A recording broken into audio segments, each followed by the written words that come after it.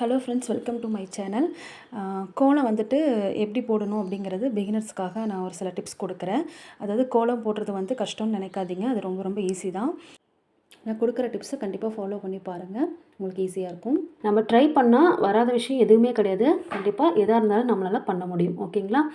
இப்போ பிகினர்ஸ் வந்துட்டு கோலம் எப்படி போடணும் அப்படிங்கிறத நான் சொல்கிறேன். எனக்கு தெரிஞ்ச சில டிப்ஸ் எல்லாம் நான் கொடுக்குறேன். அதை ஃபாலோ பண்ணி பாருங்கள் உங்களுக்கு பிடிச்சிருந்தா. பிகினர்ஸ் வந்துட்டு கோலம் போட ஸ்டார்ட் பண்ணுறீங்க அப்படின்னா, எடுத்த உடனே உங்களுக்கு கோலப்பொடியை வச்சுட்டு நீங்கள் போட முடியாது. ஏன்னா வந்துட்டு அது உங்களுக்கு கையில் பிடிச்சி போடுறதுக்கு வராது.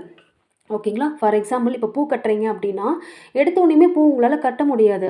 அம்மா என்ன சொல்லுவாங்க, திருப்பியும் நீங்கள் பேப்பர் வச்சுட்டு நீங்கள் கொஞ்சம் கொஞ்சமாக பேப்பரில் கட்டி பழகுங்க. அதுக்கப்புறமா வந்துட்டு கோலம் மாவில் போடுங்க அப்படின்னு சொல்லுவாங்க. அதே மாதிரி தான் எடுத்த உடனேயுமே உங்களால் வாசல்ல கோலம் வந்துட்டு போட முடியாது. கொஞ்சம் கஷ்டமாக தான் இருக்கும் பிகினர்ஸுக்கு. ஆனால் போட போட கண்டிப்பாக வந்துடும். ஓகேங்களா? இப்போ நான் என்ன சொல்ல வரேன் அப்படின்னா, ஃபஸ்ட்டு நோட்டில் போட்டு பாருங்கள். நோட்டில் போட்டு பார்க்கும்போது உங்களுக்கு வந்துட்டு அது ஈஸியாக வரும். சின்ன சின்ன கோலமாக போட்டு பழகுங்க. சரிங்களா? ஃபஸ்ட்டு வந்துட்டு இந்த லைனாக வர கோலம், அப்புறம் ஸ்கொயர் ஷேப்பில், ட்ரையாங்கிள் ஷேப் அந்த மாதிரி இருக்கிற கோலங்கள்லாம் போட்டு பழகுங்க. நிறைய குட்டி கோலம்லாம் இருக்குது. நீங்கள் வந்துட்டு போட்டு போட்டு பாருங்கள். கண்டிப்பாக வந்துடும். ஃபஸ்ட்டு நோட்டில் போடுங்க. அதுக்கப்புறம் வாசலில் போடுற ஃபீல் வராது நோட்டில் போட்டோம்னா. ஸோ அதனால் இந்த மாதிரி சிமெண்ட் தரையெல்லாம் இருந்துச்சு அப்படின்னா, நீங்கள் வீட்டுக்கு முன்னாடி நீங்கள் வரைஞ்சி பாருங்கள். சாக் பீஸில் கொஞ்சமாக நீங்கள் தண்ணியில் நனைச்சிட்டு அதை அப்படியே நீங்கள் போட்டு போட்டு பாருங்கள். உங்களுக்கு அழகாக வந்துடும். உங்களுக்கு அங்கே போடும்போது ஒரு கான்ஃபிடென்ட் வரும். ஓ, நம்மளால் வந்துட்டு வாசல்லையும் போட முடியும், கோலப்பொடியிலையும் போட முடியும் அப்படிங்கிற ஒரு நம்பிக்கை வரும். சரிங்களா? அந்த மாதிரி பண்ணுங்கள். அதுக்கப்புறமேட்டுக்கு வந்துட்டு குட்டி குட்டி கோலமாக ஃபஸ்ட்டு வந்துட்டு நோட்லேயும் ட்ரை பண்ணிவிட்டு சாக் பீஸ்லேயும் போட்டு பாருங்கள். ப்ளஸ் வந்துட்டு நீங்கள் வாசலில் வந்துட்டு எந்த கோலத்தை போட்டு முன்னாடி நாள் ட்ரை பண்ணிங்களோ அந்த கோலத்தை திருப்பியும் போடுங்க. கண்டிப்பாக வரும். சரிங்களா? சின்ன சின்ன கோலமாக போடுங்க. எப்பவுமே வந்துட்டு பெருசாக எதுவுமே நம்ம எடுத்தோன்னே பண்ண முடியாது. சின்ன சின்னதாக நம்ம ஆரம்பித்து அதுக்கப்புறமா நம்ம பெரிய கோலத்துக்கெல்லாம் போகணும். சரிங்களா? ஃபஸ்ட்டு ரங்கோலி கோலமெல்லாம் போட தெரியாதவங்க எல்லாருமே ரங்கோலி கோலம் தான் ட்ரை பண்ணுவாங்க. அந்த மாதிரி ரங்கோலி கோலமாகவே ட்ரை பண்ணுங்கள். ஓகேங்களா? ஓரளவுக்கு எனக்கு போட தெரிஞ்சிருச்சு, போட வந்துருச்சு அப்படின்னா அடுத்தது வந்துட்டு என்ன பண்ண போகிறீங்க அப்படின்னா, புள்ளி கோலமில் ட்ரை பண்ணுங்கள். ஓகேங்களா? எடுத்தோன்னே பெரிய புள்ளிலாம் வச்சு நீங்கள் ட்ரை பண்ண வேண்டாம். அது உங்களுக்கு கன்ஃபியூஷனாக இருக்கும். அந்த லைன்லாம் பார்க்கும்போது. அதனால என்ன பண்ணுறீங்க அப்படின்னா, இப்போ வந்துட்டு 3 to 3 டாட் அந்த மாதிரி, அதுக்கப்புறம் 5 to 5, 6 to 6, 7 to 7, 8 to 8 அந்த மாதிரி 10 to 10 வரைக்கும் நீங்கள் போடுங்க. ஓகேவா?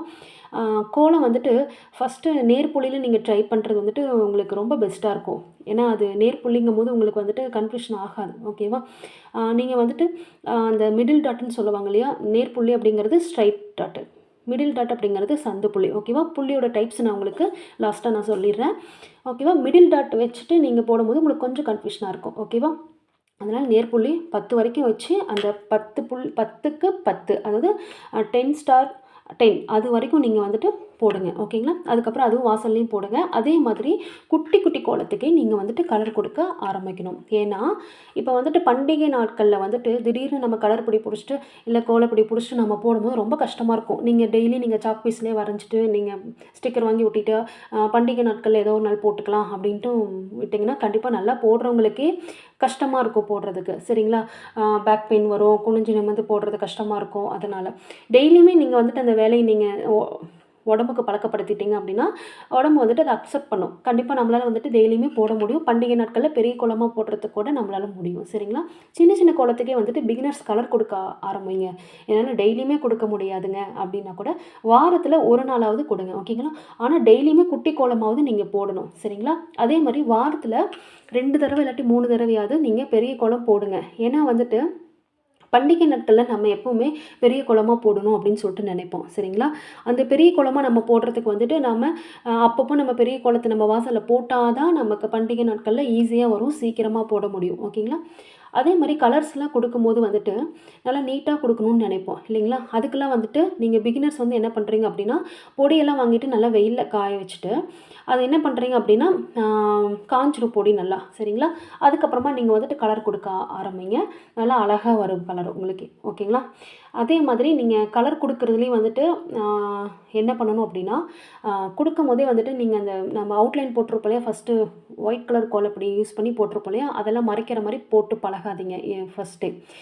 லைட்டாக பட்டுருச்சு அப்படின்னா நீங்கள் வந்துட்டு லாஸ்ட்டாக நீங்கள் அவுட்லைன் கொடுக்குறப்ப திருப்பியும் நம்ம கோலப்பொடி போட்டு கொடுக்கலாம். ஆனால் வந்துட்டு பிகினர்ஸை வந்து என்ன பண்ணுறீங்க அப்படின்னா அப்போ இருந்தே கொஞ்சம் அந்த அந்த அவுட்லைன்லாம் மறைக்காத மாதிரி போட்டு பழகுங்க. அப்போ தான் நம்மளுக்கு வந்து கோலம் போடுறதுக்கு ஈஸியாக வரும், கலர் கொடுக்கறதுக்கும் ஈஸியாக வரும். சரிங்களா? இது ஒன்று ஃபாலோ பண்ணுங்கள். நெக்ஸ்ட்டு வந்துட்டு ஒரு முக்கியமான விஷயம், சின்ன சின்ன கோலம்லாம் நீங்கள் போடுவீங்க இல்லையா, அப்போ வந்துட்டு அரிசி மாவில் போடுங்க. அது அரிசி மாவில் போடுறதுக்கான காரணம் என்னென்னு உங்களுக்கு தெரியும். அது என்ன ரீசன்னா, இந்த கண்ணுக்கு தெரியாத பூச்சிங்கள்லாம் வந்துட்டு அதை சாப்பிடும். சரிங்களா? அதுக்காக தான். குட்டி கோலமாக போடுறது வந்து நம்ம அவசரத்துக்கு நம்ம அதுதான் வரும். அட்லீஸ்ட் அரிசி மாவுலையாவது அது போடுங்க. அது வழக்கப்படுத்திக்கோங்க. சரிங்களா?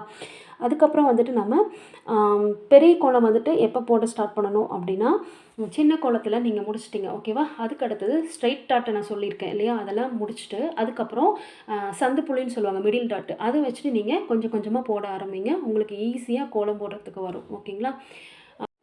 மிடில் டாட் அப்படின்னு சொல்லுவாங்க இல்லையா, சந்து புள்ளின்னு தமிழில் சொல்லுவாங்க. அதுலேயும் வந்துட்டு 5 டாட்ஸு ஃபஸ்ட்டு சின்ன சின்ன புள்ளியில் ஆரம்பிங்க. 5 டாட்ஸு, அதுக்கப்புறம் 6 டாட்ஸு, அப்புறம் வந்துட்டு 7 டாட்ஸ், இந்த மாதிரி யூஸ் பண்ணி போடுங்க.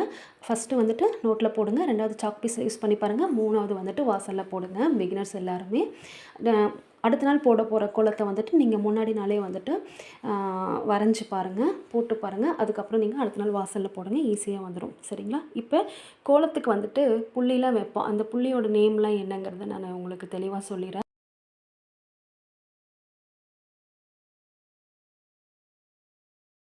ஓகே, டைப்ஸ் ஆஃப் டாட் பார்க்கலாம். அதாவது சில இடங்களில் சந்து புள்ளினா என்னென்னு ஒரு சிலருக்கு தெரிய மாட்டேங்குது. மிடில் டாட்னா எப்படி வைக்கிறதுன்னு தெரில, ஊடு புள்ளின்னு கொடுக்குறாங்க அப்படின்னாலும் என்னென்னு தெரில, இடப்புள்ளின்னு சொல்கிறாங்க அப்படின்னாலும் என்னென்னு தெரிலன்னு ஒரு சிலர் சொல்லி நான் கேள்விப்பட்டிருக்கேன். அதே மாதிரி இதெல்லாமே ஒரே இதோட நேம் தான். ஓகேவா? இந்த புள்ளி வரிசைகளோட நேம் தான் இது.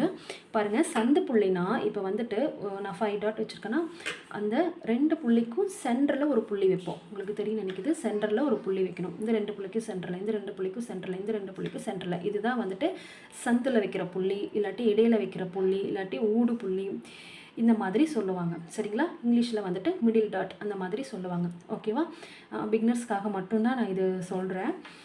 நெக்ஸ்ட்டு வந்துட்டு இது 5 ஸ்டார் 3 இந்த மாதிரிலாம் யூடியூப்பில் கொடுத்துருப்பாங்க. கோலம் போட கற்றுக் கொடுக்குறவங்களாம் சொல்லியிருப்பாங்க. இந்த மாதிரிலாம் போட்டிருந்தாங்க அப்படின்னா கண்டிப்பாக அவங்க வந்து மிடில் டாட்டை என்னன்னு சொல்லி அவங்க கொடுத்துருப்பாங்க. 5 to 5 ஸ்டார் 3 அந்த மாதிரி கொடுத்துருந்தாங்க அப்படின்னா 5 புள்ளி 3 வரைக்கும் சந்து புள்ளி. அவங்க இதில் ஏதாவது ஒரு நேம் கண்டிப்பாக உங்களுக்கு கொடுத்துருப்பாங்க. சரியா? இனிமேல் உங்களுக்கு கன்ஃபியூஷன் ஆகாதுன்னு நினைக்கிறேன். இந்த நேம் வச்சுட்டு நீங்கள் இது என்ன வகையான புள்ளி அப்படிங்கிறத கண்டுபிடிச்சிடணும். ஓகேங்க? இப்போ வந்துட்டு சந்து புள்ளி வச்சோம், ஆனால் நம்ம போடுற பூ வந்து நேராக வர மாட்டேங்குது அந்த மாதிரி ஒரு சிலர் சொல்லுவாங்க. அது என்ன ப்ராப்ளம் அப்படின்னா, இப்போ வந்துட்டு நீங்கள் கோலம் போட்டுட்டு நீங்கள் புள்ளி வச்சுட்டு நீங்கள் பார்க்கணும். அதாவது இங்கே பாருங்கள், இதுவும் பார்த்துட்டிங்க அப்படின்னா இந்த மாதிரி டிசைன் போடுற மாதிரி வரும். சந்து புள்ளி எல்லாமே பார்த்துட்டிங்கன்னா இந்த மாதிரி டிசைன் வரும். ஓகேவா? இந்த மாதிரி டிசைன் வந்துட்டு கரெக்டாக வரணும் நமக்கு பார்த்தா. ஓகேங்களா? புள்ளி கோணக்கோணே வச்சுருந்திங்கன்னா அது இப்படி போகிறதுக்கு வாய்ப்பு இருக்குது. அதனால் வந்து கோணமானலாம் போகிறதுக்கு வாய்ப்பு இருக்குது. சரிங்களா? சந்து புள்ளினா இந்த மாதிரி நம்ம லைன் இழுக்கும் போது ஒரு ஈவனாக இருக்கணும், கரெக்டாக இருக்கணும். சரிங்களா?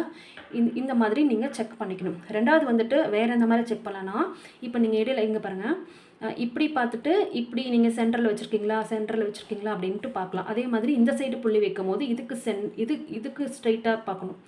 இந்த புள்ளிக்கு நேராக இந்த புள்ளி, இந்த புள்ளிக்கு நேராக இந்த புள்ளி, அதே மாதிரி இந்த புள்ளிக்கு நேராக இந்த புள்ளி, அந்த மாதிரி வைக்கணும். சரிங்களா? நேராக வச்சுக்கணும். எனக்கு அப்பயுமே வந்துட்டு கன்ஃபியூஷனாக இருக்குது, கரெக்டாக வச்சுருக்கமான்னு தெரில அப்படின்னா இப்போ நீங்கள் இந்த லைனை பார்க்கணும். ஓகேங்களா? இந்த லைனை பார்த்தீங்க அப்படின்னா நேராக இருக்கணும். ஓகேங்களா? பார்க்கும்போது உங்களுக்கு வாசலில் புள்ளி வச்சுருக்கீங்க அப்படின்னா நேராக இருக்கணும். அப்படி நேராக இருந்துச்சு அப்படின்னா கண்டிப்பாக கோலம் வந்துட்டு தப்பாகவே வரவே வராது. ஷேப்லேயும் எந்த மாற்றமும் வராது. நீங்கள் என்ன ஷேப் வரணும்னு நினச்சி போடுறீங்களோ அது அழகாக வரும். சரிங்களா? எனக்கு தெரிஞ்ச வரைக்கும் நான் எக்ஸ்பிளைன் பண்ணியிருக்கேன். 2வது வந்துட்டு நேர்புள்ளின்னு சொல்லி கேள்விப்பட்டிருப்பீங்க. அது தமிழில் வந்துட்டு நேர்புள்ளி அப்படின்னு சொல்லுவாங்க. இங்கிலீஷில் வந்துட்டு ஸ்ட்ரைட் டாட்ஸ் அப்படின்னு சொல்லுவாங்க. இது என்ன அப்படின்னா, இந்த புள்ளி நம்ம ஒவ்வொரு 2 புள்ளிக்கு இடையில் சந்தில் வச்சோம். ஆனால் இந்த புள்ளி என்ன பண்ணுவோம் அப்படின்னா, இப்போ பாருங்கள் 1 2 3 4 5 6 7. ஓகேவா? இப்போ 7 டாட் வச்சுருக்கேன். அதை ஒன்றா விட்டுட்டு வருவேன். இந்த புள்ளிக்கு நேராக வைக்க மாட்டேன். அப்போ அந்த புள்ளிக்கு நேராக இருக்கிற புள்ளி வைக்காம இந்த புள்ளிக்கு நேராக 2வது புள்ளிக்கு நேராக இருக்கிற புள்ளிகளை வைப்பேன். அதாவது ஒன்றா விட்டுட்டே வரும், ஒவ்வொன்றா குறைச்சிட்டே வருவோம். சரியா? இந்த புள்ளியோட டைப் எப்படின்னா ஒவ்வொரு புள்ளியும் குறைச்சிட்டே வரும். இப்போ பாருங்கள், இதில் இங்கேருந்து ஒன்று குறைச்சிட்டோம், இங்கேருந்து ஒன்று குறைச்சிட்டோம். அப்போ நம்ம மொத்தம் 7 புள்ளி வச்சோம். அப்போ இங்கே 5 தான் இருக்கும். அதே மாதிரி இங்கே 2 குறைச்சோம் அப்படின்னா இங்கே 3 இருக்கும். அப்புறம் இங்கே 1 தான் வைப்போம். ஏன்னா இங்கே ஒன்றும் பண்ண முடியாது, இங்கே லாஸ்ட்டாக 1 தான் வைப்போம். சரிங்களா? இந்த மாதிரி தான் வைக்கணும். இதை எப்படி லைன் பார்க்கணும் அப்படின்னா இப்படி பார்க்கணும். ஸ்ட்ரைட்டாக இருக்கா அப்படின்னு சொல்லிட்டு இந்த மாதிரி பார்க்கணும். ஓகேங்களா? இல்லாட்டி இந்த மாதிரி பார்க்கணும். ஓகேவா? இந்த மாதிரி நீங்கள் புள்ளி நேராக வச்சுட்டிங்க அப்படின்னா உங்களுக்கு கோலம் பர்ஃபெக்டாக வரும். நீங்கள் எந்த ஒரு டிசைன் போடணும்னு நினச்சாலும் அழகாக வந்துடும். சரிங்களா? கண்டிப்பாக எல்லாத்துக்குமே நம்ம வாசலில் பெரிய கோலமாக போடணும். நல்லா அழகாக கலர் அடிக்கணும். அதாவது மற்றவர்கள் பார்த்து நம்ம கோலத்தை இவ்வளோ அழகாக போட்டிருக்கீங்கன்னு சொல்லி நம்மளை பாராட்டணும் அப்படிங்கிற ஆசையில் எல்லாத்துக்குமே இருக்கும். சின்னதுலேருந்து தான் பெருசுக்கு போக முடியும். ஸோ அதனால் சின்ன சின்ன கோலமாக ட்ரை பண்ணுங்கள் பிகினர்ஸ் எல்லாருமே. உங்களுக்கு பிடிச்சிருக்குன்னு நினைக்கிறேன். பிகினர்ஸ்க்காக மட்டும்தான் இந்த வீடியோ நான் வந்துட்டு போட்டேன். இதில் வேறு ஏதாவது உங்களுக்கு நீங்கள் நினச்சதை நான் சொல்லாமல் விட்டுருந்தேன் அப்படின்னா நீங்கள் கமெண்ட் பண்ணுங்கள். கண்டிப்பாக அதுவும் ஒரு வீடியோ எடுத்து போடுறேன். பிகினர்ஸ்க்கு என்னால் முடிஞ்ச அளவுக்கு நான் சில ஐடியாஸ்லாம் கொடுத்துருக்கேன். கண்டிப்பாக இதை ஃபாலோ பண்ணி ட்ரை பண்ணி பாருங்கள். அதுக்கப்புறம் உங்கள் வாசலையும் நீங்கள் அழகான கோலத்தை போடுங்க. நம்ம வீடு அப்படிங்கிறது வந்துட்டு ஒரு அழகான வீடு. எவ்வளோ பெரிய வீடாக இருந்தாலும் சரி, எவ்வளோ பெரிய குட்டி வீடாக இருந்தாலும் சரி, எவ்வளோ குட்டி வீடாக இருந்தாலும் சரி, அது நமக்கு அழகான வீடு. அந்த அழகான வீட்டுக்கு இன்னும் கொஞ்சம் அழகு சேர்த்தணும் அப்படின்னா நாம் வாசலில் போடுற கோலம் தான்.